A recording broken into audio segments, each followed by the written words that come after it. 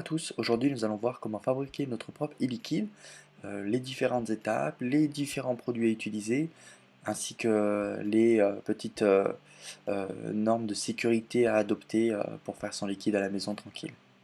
Donc je vais vous montrer tout ça. Donc tout d'abord, pour faire son e-liquide, il faut ce que l'on appelle de la base. Donc c'est un mélange propylène glycol et glycérine végétale qui est dosé à un certain pourcentage.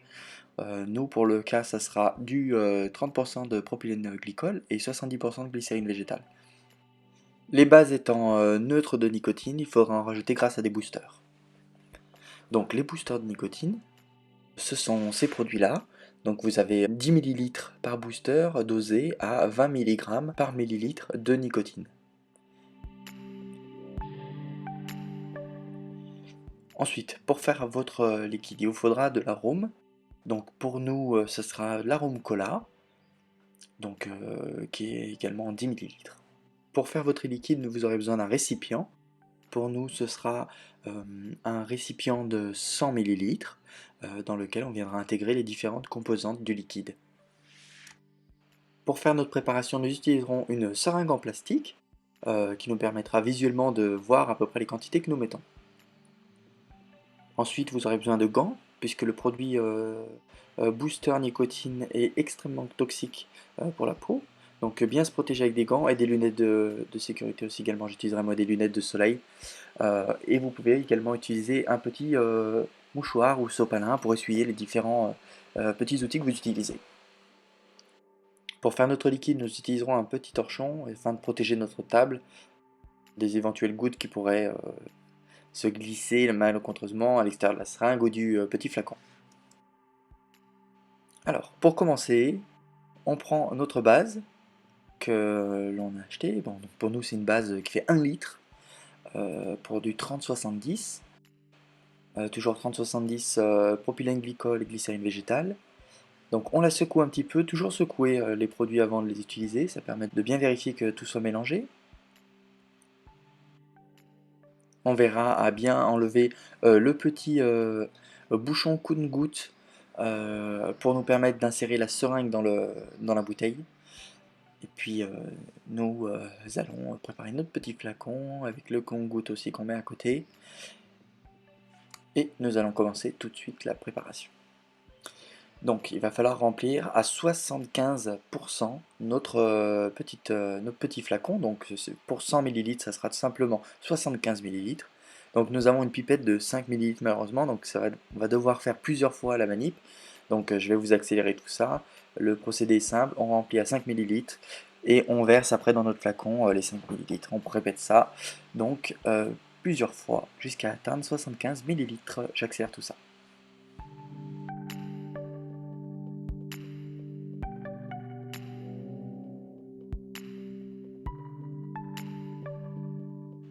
Donc, une fois que l'on a terminé, qu'on a nos 75 ml de base, on va reposer un petit peu notre pipette. Voilà. On va bien penser à reboucher notre bouteille de base, que l'on va remettre de côté, on va pouvoir la ranger. Ensuite, il va falloir passer au booster de nicotine. Donc, on va pouvoir ajouter le booster de nicotine, donc les boosters même, puisque nous allons utiliser 15 ml. Mais pour cela, il faut penser à mettre les gants, c'est essentiel, pour ne pas risquer d'avoir des gouttes qui viennent sur les doigts, qui pourraient être toxiques pour votre peau. Donc on pense à mettre les gants, on pense à mettre les lunettes de soleil, important pour se protéger, les lunettes de soleil ou les lunettes de sécurité pour ceux qui en ont. Mais des lunettes c'est déjà couvrant, donc ça sera déjà pas mal. Donc maintenant on est prêt. Ce qu'il faut, c'est déboucher le petit booster de nicotine. Donc celui-là, on le videra en entier vu qu'il y a déjà 10 ml. Nous, ce qu'on souhaite, j'en ai pas parlé, ce qu'on souhaite, c'est avoir 3 mg de nicotine dans notre solution. Donc là, vous videz votre petit récipient, vous le videz totalement, et ensuite, il va falloir ajouter 5 ml encore, pour avoir nos 15 ml, d'un autre flacon. Donc pour cela, on va être obligé d'utiliser la seringue.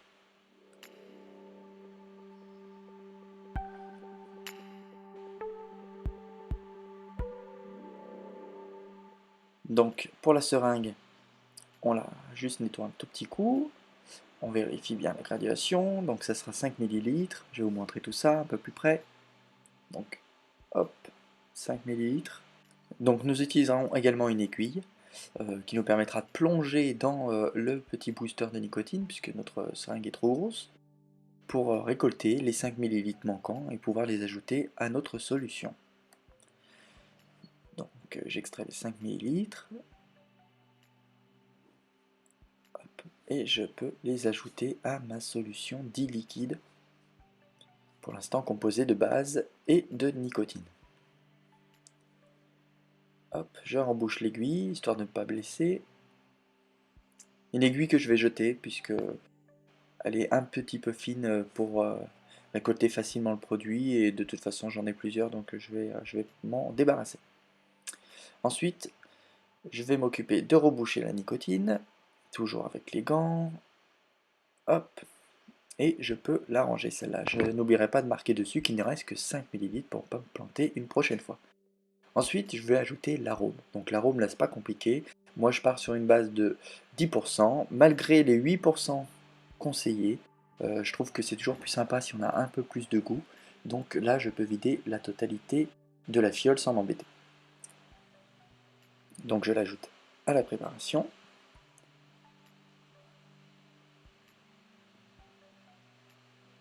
On voit bien que l'arôme ne se mélange pas directement avec le liquide. Il faudrait que je fasse un petit zoom. Mais voilà, il ne se mélange pas directement. Donc une fois qu'on a vidé la totalité de notre flacon d'arôme, on peut le reboucher pour le garder de côté, pour utiliser plus tard après l'avoir rincé comme petite fiole pour transporter notre liquide. Bon, pensez à aller enlever l'étiquette bien sûr. Donc on peut reboucher notre petit flacon de 100 ml de solution qui est dès à présent terminé. Toutes les composants sont dedans. Et ensuite il va falloir remuer. En attendant, je vais vous montrer quand même un petit peu ce que je vous disais tout à l'heure, la petite différence que fait l'arôme par rapport au reste du liquide, qui est un peu moins dense, donc qui va rester en surface. C'est pour ça qu'il va bien falloir mélanger le tout afin d'avoir un produit bien homogène et que l'arôme soit bien intégré au reste du produit.